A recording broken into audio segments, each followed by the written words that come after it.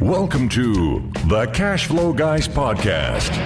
Join Tyler and his team as they unlock the secrets to achieving financial independence through wealth-building strategies inspired by Robert Kiyosaki and other thought-provoking leaders. Learn to build leveraged streams of cash flow that land in your pocket and improve your quality of life. Gain access to cutting-edge ideas that will increase your productivity and streamline your success. Find out how to supercharge your retirement plan so you won't have to retire with a pay cut. You can escape the rat race. Are you ready? It's time to Learn to Earn with Tyler Sheff.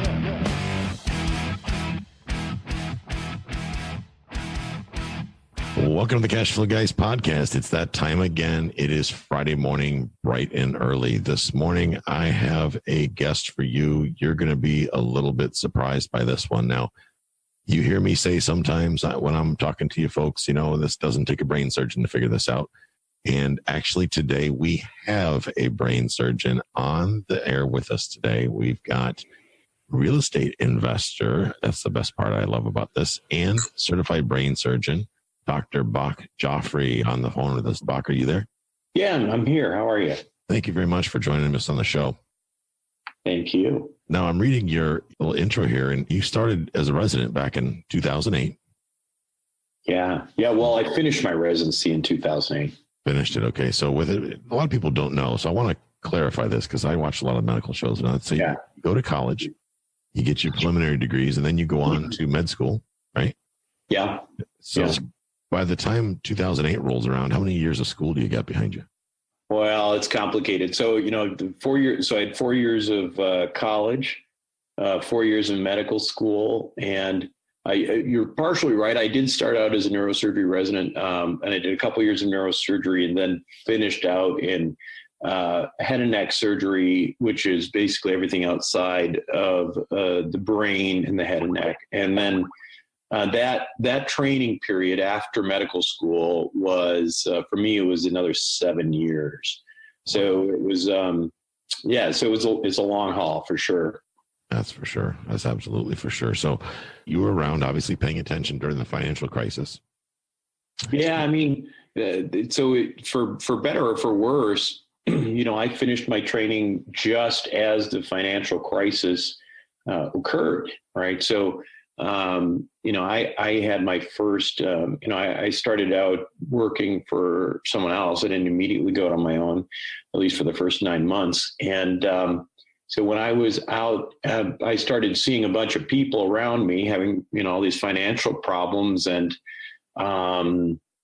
you know, so that was the context in which sort of I entered the non-resident world. And I think that was probably pretty impactful.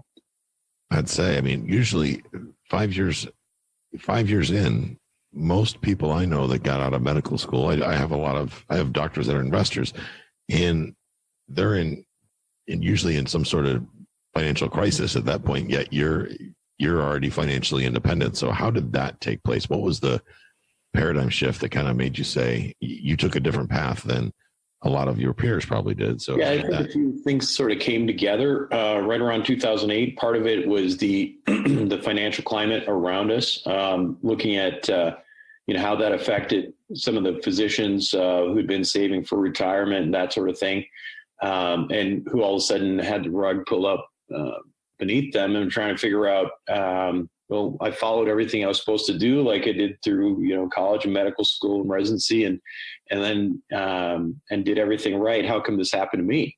Right. So that was certainly one part of it. Another part of it was, I think, having, you know, a certain period in my life where I just felt like I was looking for something else, and really probably the irony of it all was that, so I got married the day after I finished my residency in July of 2008. We went on our honeymoon to Puerto Vallarta, and on the way back in the dingy Puerto Vallarta airport, there was two books. It was either one with a guy with long hair and, no shirt, or it was the Cash Flow Quadrant. Oh, okay.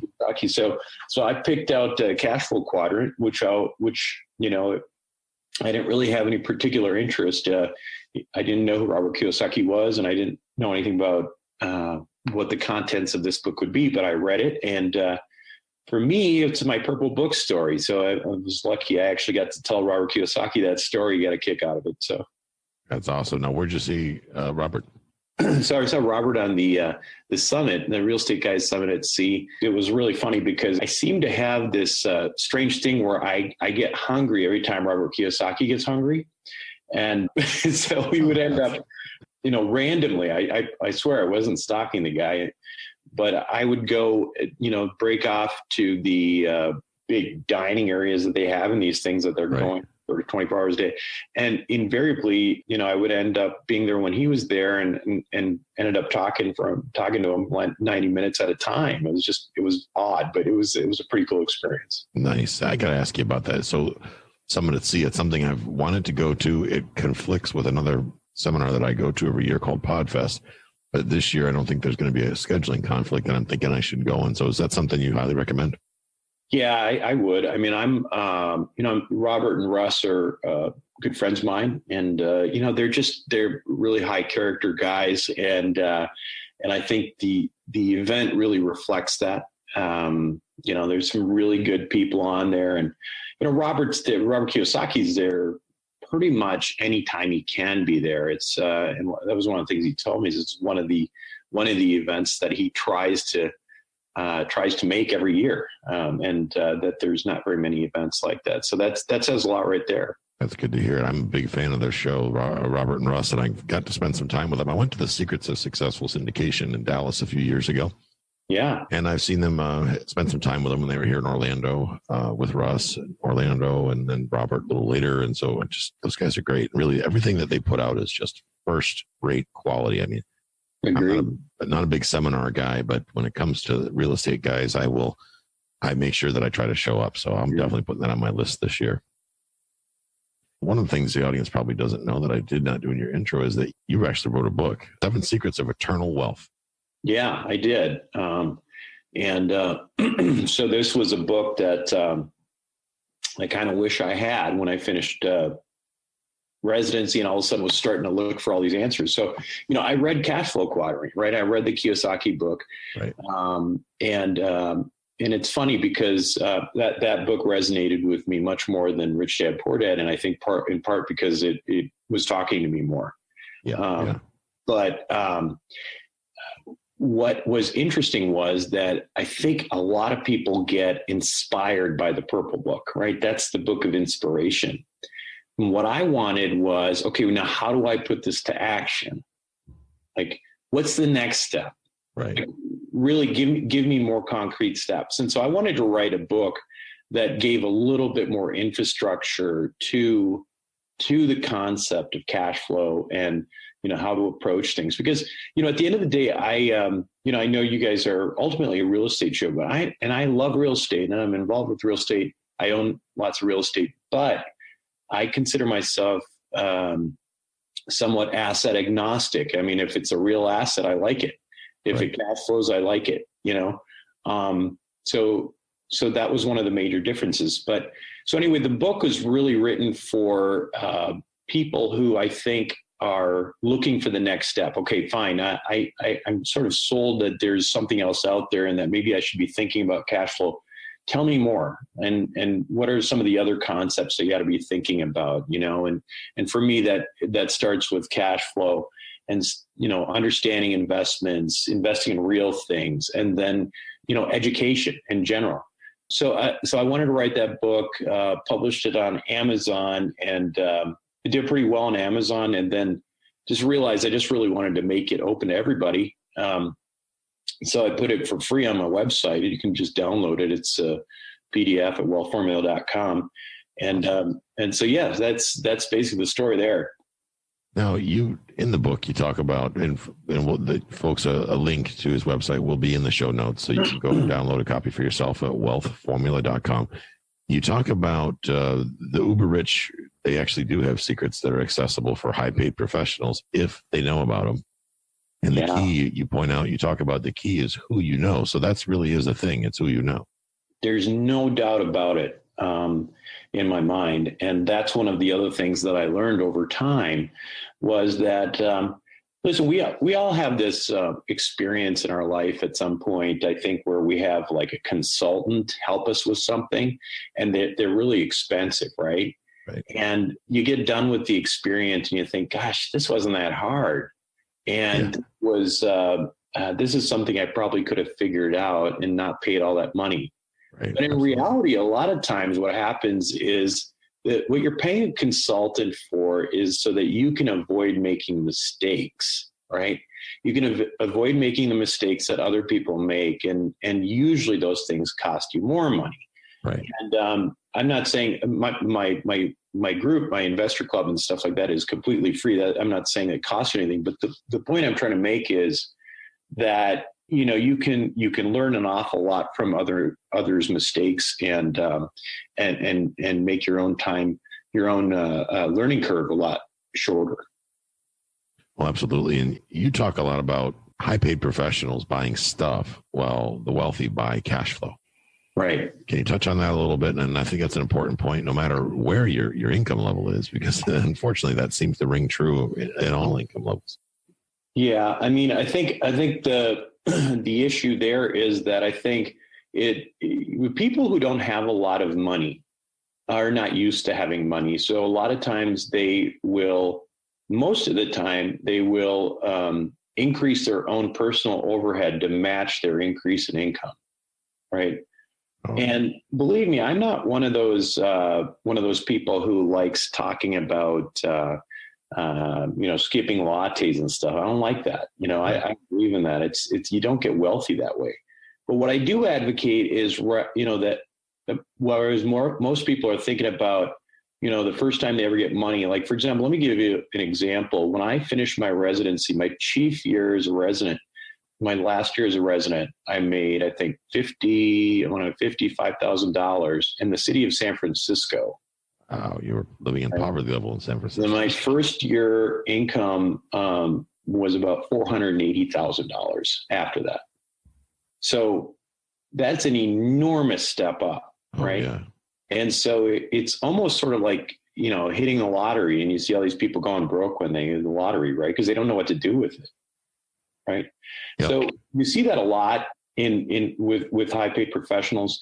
And what happens is that they get into money, and all of a sudden all these things that they've been thinking about, I would do this if I had money and I would do that. And they do it all. And then it's all about keeping up with the Joneses and going ahead and buying the big house right away, et cetera. But what the wealthy do is that they look at money, and the first thing they think about is first expanding the means and then spending it. So what I mean by that is, let's say you get your eye on a fancy $100,000 car, right? And you could go ahead and take $100,000 out, and you could spend it, or you could finance it and have negative cash flow, or you could find an investment that cash flows and put that $100,000 in to expand your overall means, to expand your overall residual income, and gradually expand into the things that you want. Does that make sense? I mean, it's it's one more step. And the wealthy is on a regular basis. They don't just spend. You're basically saying, step away from the Lamborghini until you can develop a means to really truly pay for it. In other words, the money in your bank account isn't paying for it. The money in your bank account should be invested into something that will generate the cash flow to pay for it. Exactly. You expand your means first, and then you let your lifestyle sort of rise up. Correct. Rather than taking money and immediately buying the things that you can finally, quote unquote, afford. Exactly. Because you're not really doing anything with the money. the whole goal for the wealthy and for creating wealth, in my view, is first and foremost, anytime you make money, figuring out how you can make more and how you can expand your means. And that's also what I would call more of an abundance mentality, right? It's how do you create more? How do you, if you want to, and Kiyosaki talks about this too. I mean, I'm certainly not the only one. And where I remember him talking one time about how, he wanted to buy a new Ferrari or something. He told Kim, and Kim asked him, okay, well, how are you going to afford it? It's not, can you afford it? It's how are you going to afford it? Well, I'm going to take this money, I'm going to invest in this, I'm going to get cash flow, and that's going to pay off, the monthly there, so I don't have to worry about it. Right. Exactly. And then eventually that thing gets paid off and you have cash flow. The means stay the same regardless of whether or not that asset is depreciated down to nothing. Right, because that asset isn't really costing you any money necessarily. Exactly. You've generated something that will generate revenue to pay for it. I'm right. Going through that right now. My wife will always tell me, because I, admittedly, hand raised, I am a doodatter. I'm a serial doodatter. Yeah. If there's something cool and shiny out, I'm probably the guy that has it in the garage. But I've changed over the last several years how I've gone about doing that. Now I will go out and acquire an apartment building that will generate the revenue that it will take to pay for whatever that thing is, which right now it's one time again to change vehicles. I lease my vehicles. And, I was going through this weekend. Do I get all the bells and whistles, or do I get just the basics of what I think I can afford? Then I realized that, wait a minute, I'm not the one paying for this anyway. I happen to have an asset that pays for this bill completely. Exactly. And it's a lease, so it's not even debt. And that moves into, you talk about something that I agree with 100%, number one, and something that Kiyosaki preaches as well. And frankly, Robert is he's the one that inspired me to launch this podcast originally. Yeah. Invest, don't save. In other words, savers are losers. Right. And I would like you to touch on this, because this probably is one of the, if I believe, and you correct me if I'm wrong, if people can get their head around this is the key, one of the big keys that opens the gate to true wealth, is the people that live in poverty exist in this, I've got to save money in my mattress, therefore it never grows. We were just talking about. So could you expand a little bit about how the money loses value? Right. So, I mean, if you let's just, people think their money is safe in the bank, right? And investments are scary a lot of times. And so a lot of times they end up hoarding money in the banks. Well, without even going into the fact that the banks are not exactly in great shape these days, if you just look at what's happening to your money in the bank, what's your typical interest rate these days? It's certainly less than 1% on a savings account, or, even a CD. And what's inflation today? Well, they say about 2%. Arguably, it's more than that. And I certainly think it is going to be a whole lot more than that. So what that means is that the real value of your money is decreasing by over 1% every year. So if you are saving money, by definition, you are losing money. Now, on the opposite side of that, people think, well, if I'm investing, I could lose money. Well, let's say, I mean, you own real estate, you own cash flowing real estate. But the value of that is not only the fact that you have something that's creating cash flow, but something that actually increases in value with inflation. Your money in the bank does not increase in value when it's in the bank, and it's because it's losing money on a year-to-year basis because of inflation. If you have a real asset that you're investing in, your money actually increases with inflation. So that's a very critical point. And by that, you're saying basically because the cost of everything inflates every year, everything, a bottle of water is $1 this year, and it's $1.03 or $1.09, depending on who you ask, as far as inflation goes, which I agree with you. It's definitely not 2-3%. It's significantly higher than that, I believe. Then because things become more expensive, the money is worth less and less and less every year, your cash. Yeah. I'm not a big gold bug, and Kiyosaki certainly is, but if you look, let's just take, for example, a real asset like gold. And in the times of the Roman times of Christ, that you'd have somebody buy a toga and a nice a pair of sandals, and it would cost them an ounce of gold. And today, an ounce of gold will buy you a nice suit and shoes, right? So there's value in real assets. Now, how much did a $100 bill get you in Roman times? Nothing. It didn't exist. It's not real. It's paper, right? So that's the whole idea. I see. Okay. And then I want to talk about your investing club. Exactly how does that work? Yeah. So Investor Club is okay. So here's the thing with investing, and this is one of the things that I think was really important to me, is that when I started getting interested in investing and I was trying to figure out, okay, well, I believe all these things that Kiyosaki says, and now I need to figure out how to go invest, and I need to go teach myself all this. I was inspired to do so. And so I did it. And I also spent a lot of time doing it, but I do realize that not everybody's like me, right? Right. Not everybody's willing to spend a lot of the time getting into this stuff. Not everybody likes it as much as I do, but there are a lot of people who understand what you and I are saying and believe it to be true.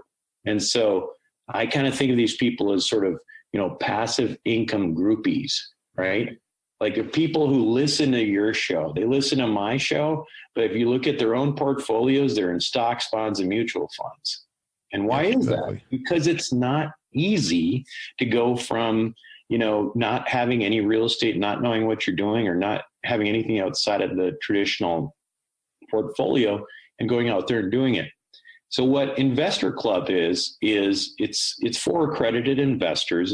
It's a group that basically, if you go to my website at wealthformia.com, there's an icon that says Investor Club. And if you are interested in potentially investing as a passive investor, as a limited partner in assets, in larger assets that, you basically come together and buy together, and then you enjoy all of the benefits of investing in real assets and cash flowing assets, but you don't really have to do anything. You don't really have to, go out there and pound the pavement and find the assets yourself. It's a great opportunity for you. So I have in that group, I have well over 300 accredited investors, and probably about 70% of them are in the medical field, a lot of doctors. And it's because exactly for this reason, it's people want to get involved, but they just don't have the time. Right. So it works out kind of nicely that way. Interesting. Now, is there a certain minimum that they have to invest to be part of this? I know that the club is free. Now, the Investor Club itself is limited to accredited investors. And just as a reminder, an accredited investor is something you are or you are not. It's like being pregnant or not being pregnant. But it's basically that you make $200,000 a year minimum, or you have a net worth of $1 million outside of your personal residence. So it's not everybody, but there's a lot of, high paid professionals who have, they have a, $700,000 sitting in their IRA, and then, $300,000 somewhere else. And the next thing you know, hey, I'm accredited and I don't have to, do this. But I will say that that's just part of what, my show is not about just, and my mission is certainly not just about getting people into that club and then, bringing deal flow. But, there's lots of ways to obviously get involved, as you know, and I'm sure you talk about on this show, for people who are not accredited, whether that's, turnkey real estate or various funds, et cetera. So what I try to do is, even though for the most part I'm speaking to people with a little bit more money, trying to give people other ideas regardless of their income status. The key here, folks, the common denominator is, when you hear Dr. Buck talking, is it's about taking action. It's about taking the opportunity to learn and then taking action instead of sitting on the sidelines and getting things done. And I think, Dr. Buck, you would agree with that as well. Oh, yeah, no doubt about it. Don't be a groupie. Exactly. There's no return in the groupie section. That's for sure. So that's pretty awesome. So there's an opportunity if you want to reach out and find out more from Dr. Joffrey about his investment club and how that all shakes out. If you are an accredited investor, then definitely go ahead and do that. And for those of you listening to the show, you have listened to me talk about the differences between an accredited and a non-accredited. But there's one important thing that you said, Dr. Joffrey, that I want to point out is, and people call sometimes and they get discouraged because, well, I'm not an accredited investor, so I'm basically doomed to flip houses. That's not true. It's absolutely not true. Anybody can get involved in real estate investing or investing of any degree. Do your due diligence on who you're working with. Obviously, make sure that you're dealing with people that are well vetted, like as Dr. Joffrey is, or he wouldn't be on the show. But taking the time to get out there, learn a little bit about what you're doing, invest in what you understand, and take some action. So, Dr. Joffrey, before we wrap up here, what's the best way for people to reach out to you if they're interested in your book or your just want to learn more? Yeah. So the best way would be, I've got a podcast, obviously it's a Wealth Formula podcast. On iTunes, you can go to wealthformula.com and there's, a bunch of free downloads on there, including the book, and, newsletter, et cetera. The other thing is if you don't go to a computer much, you can download my book even just by texting. If you want to, all you have to do is text 44222 and type in Wealth Formula as one word. Usually autocorrect screws things up. So again, it's 44222 and then just put Wealth Formula and you can get a free copy of my book. And, that's probably the easiest thing. That's good advice right there. 44222. Text that or text Wealth Formula to 44222. Then you can get a free copy of the 7 Steps of Eternal Wealth. Well, thank you very much, Dr. Joffrey. I really appreciate you taking time out of your schedule to join us today and provide some value here to the audience. And ladies and gentlemen, again, you want to take more action. You want to reach out to Dr. Joffrey, maybe take things to the next level, learn more about what he has to offer. Get a copy of his book absolutely free of charge. Go to wealthformula.com. I will put that link in the show notes so you can go directly, click on that link and go directly to his website and find out more about what he's doing. And Dr. Joffrey, I know you're a busy guy. You got a lot going on, and I appreciate you taking time out of your day to come on my show and add some value today. Thanks for having me. All righty. Now, ladies and gentlemen, that's going to wrap it for this week. And for those of you that have not joined our Facebook community, today is a great time to do it. The quickest way to get there is to go to cashflowguys.com/group. That's cashflowguys.com/group. Takes you over to our Facebook community. We got about I think at last count, today's count, about 525 people, give or take, in that group. We've got some people in there that are taking action and helping me lead the group, getting your questions answered about real estate investing, whether it be whatever your strategy is, passive, active. But we're helping you get started, moving to the next level. That group is absolutely free of charge. There's a wealth of information there. A lot of the listeners to this show, I'm going to invite Dr. Joffrey to join us in that group as well. I've got attorneys in there. I've got CPAs. I've got all kinds of different people in different specialties, syndication attorneys, you name it, all there. And if you ask questions, don't be surprised if every once in a while, one of those folks will pop up and get that question answered for you and provide a little bit more value to your life. So have a great week. Let's make some cash flow, and we will see you next time. This concludes today's episode. You don't have to wait till the next episode to learn to earn. Head over to cashflowguys.com and contact Tyler and his team for more powerful tips and ideas so you can start generating multiple streams of income and escape the rat race.